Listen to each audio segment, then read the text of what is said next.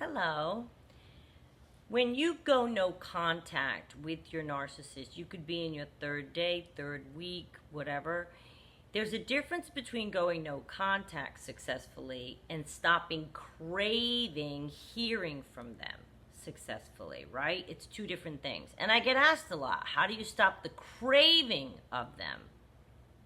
And I always tell you that I'll let you know what helped me, and maybe it'll help you too. Accepting the craving as the addiction it is can go a long way in beginning to break it and therefore no longer crave it. And I'm going to tell you what I mean.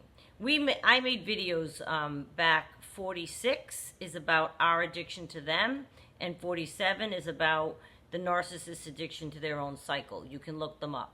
But in it we discuss how the entire relationship definitely and is patterns of addiction. There's dopamine, endorphins, cortisol, adrenaline. Throughout the entire cycle, you're experiencing all of these things, and that's what causes the trauma bond, and that's why you can't leave them, because you're addicted to all of these things. They're addictions to these chemicals that happen, right? We talked about that. The craving, the communication is left over from that. That's part of that. You could be done with the relationship, you're trying to go no contact, but you still crave the endorphins and the cortisol and the adrenaline and the dopamine. Whether it's points of pleasure or pain, you experienced chemical reactions in your brain. Craving communication, it started to occur to me. I started to think of it as that's part of the addiction. It's left over. Time helped. First the craving lessens, and then it stopped. And I stopped responding when I realized it was feeding my addiction. When I realized ongoing communication was feeding my addiction, that's when I stopped responding. And that allowed me time to pass and the craving to lessen, because they're not in front of you. I refused to be a slave to an addiction. It bothered me. I've never been before. I was uncomfortable when I was in it, and I felt that I was a slave to the addiction that was this cycle. And I refuse to be addicted any longer going forward. The rush of the hit of wanting communication lost its allure once I saw it as a hit. Do you know what I mean?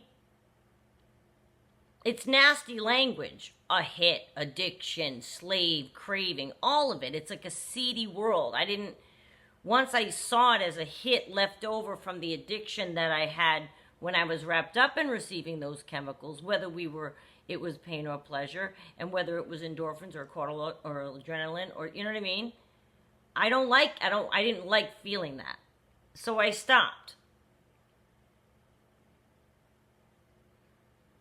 It was bothering me that I was a slave to those feelings because of the addiction. I mean, I run a pretty clean life,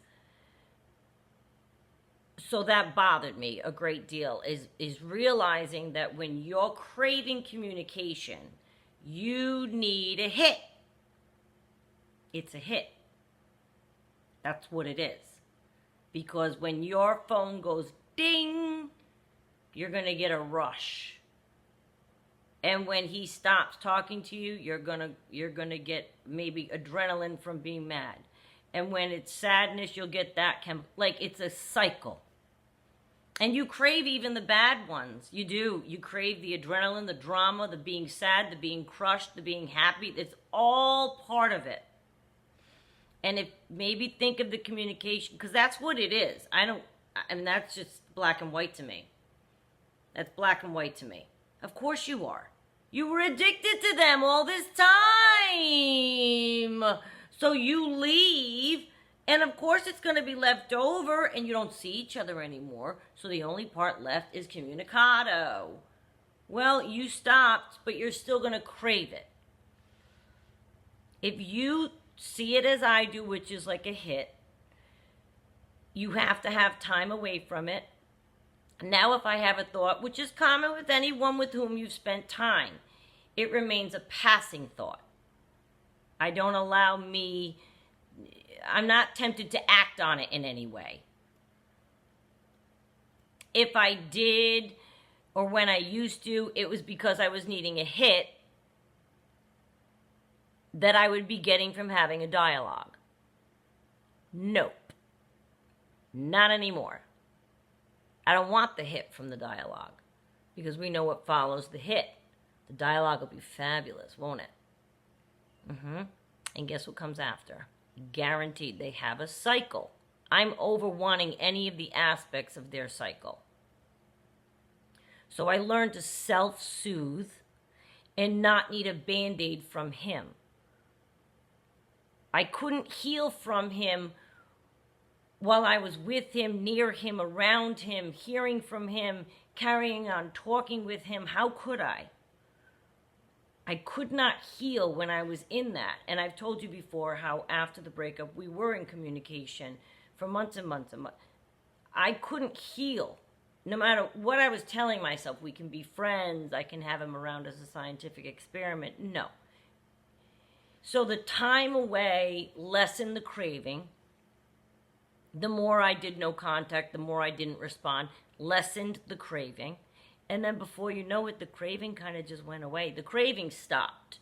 That's gone away. Once in a while, a passing thought. You're even allowed to miss them. Something happens, you laugh at a memory. That's all right. That's okay. You can laugh and have a good memory. It doesn't mean you reach out to them. Don't allow it to lead you to crave a hit just because you had a nice memory. Don't allow it to lead you to think things that you know aren't true. If you know what kind of person your narcissist is and you've successfully left them, and now you're dealing with wondering when are you going to crave when are you going to stop craving hearing from them, you need to look at your situation and remember that it was very hard for you to get away from that person. And staying away from that person is your answer. You can't ask a drug addict to get clean and then put drugs in front of them. Now, I've never been a drug addict, but I've seen enough movies and I have a brain. That's not going to work. You're going to put it in front of them. So if you keep putting yourself in front of your narcissist, or you keep putting yourself, maybe not face to face, but on the phone with your narcissist, meaning in front of, he's in your life still, you're never going to crack the addiction of needing his communication, even if you're fighting together on the phone. It's feeding your addiction. So when you start to look at it like that, I think you'll have more success in being able to stop craving it. It's an ugly feeling. Like, I didn't like it. It's not the same as, oh, you miss a friend who moved away or went into the Air Force or whatever. There's a friend you haven't seen in a while. You miss them. It's all good and warm and fun. That's not what happens with the narcissist when you're craving their communication. You're not sitting there warm and fuzzy missing them going, oh, it was so nice, and we would curl up on the couch and we could have a conversation with them and emulate that or imitate that, or let's watch a movie together on the phone. It's not like that with a narcissist. The communicado you crave is not even what your real brain would tell you that you wanted. It's going to be a hit. He's going to do 6 words and you're going to what? Get all excited? And then he'll disappear for 3 hours? And then you're wondering where he went? And he left you hanging again? It leads nowhere. Just think of the kind of communication that you will get. Do you know what I'm saying? And that helped me stop craving the communication also. Because I remembered thinking, the last few times, I remember going through the thought process of, what am I going to say? What do I even want to hear from him? nothing he said would lead to anything good. If he texted something good, what? That's going to make you what? Excited? And think something? And text something good back? Oops, he didn't answer. You text again. Now you're mad that he's not answering, and boom, and now it's de-escalating. It's nothing but a bad cycle that we crave because of the addiction. It's a real thing. Check out video 46. You'll see, and 47 if you haven't already. It's a real thing. I'm telling you, I boiled it all down. I watched enough videos to break it down for you guys that's the science.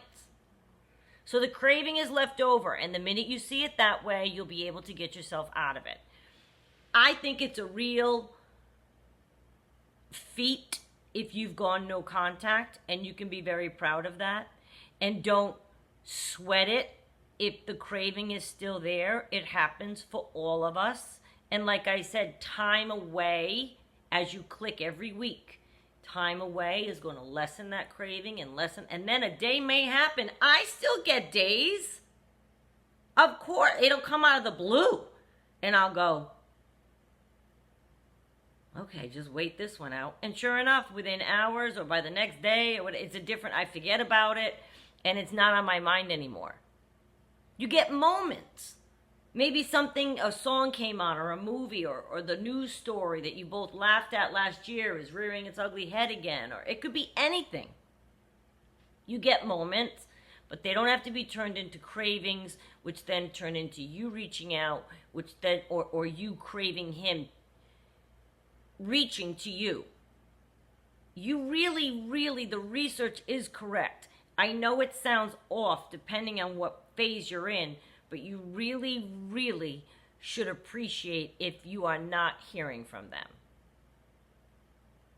I'm a little bit into no contact now, and it's dissipated, and I find it to be a fantastic reprieve from having to read things or see texts or get videos or get emails or whatever form you get from your narcissist, depending on what you allow.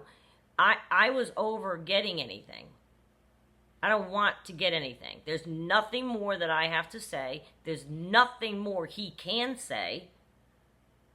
Nothing. There's no words left. So, unless your narcissist shows up with some big action, some big grand gesture, and I mean huge, there's no words that he's going to say to you in a text or a phone call that you should crave. And there's no result from having that conversation that you should crave, because it probably ends in you being upset. And you might be craving that unbeknownst to you, because that's part of the chemical and the cycle as well of the addiction. We can crave that. So just check it all out. Make sure you give it some thought. And don't be hard on yourself if you're still craving it. But try to hold on and establish some time, and it will eventually stop.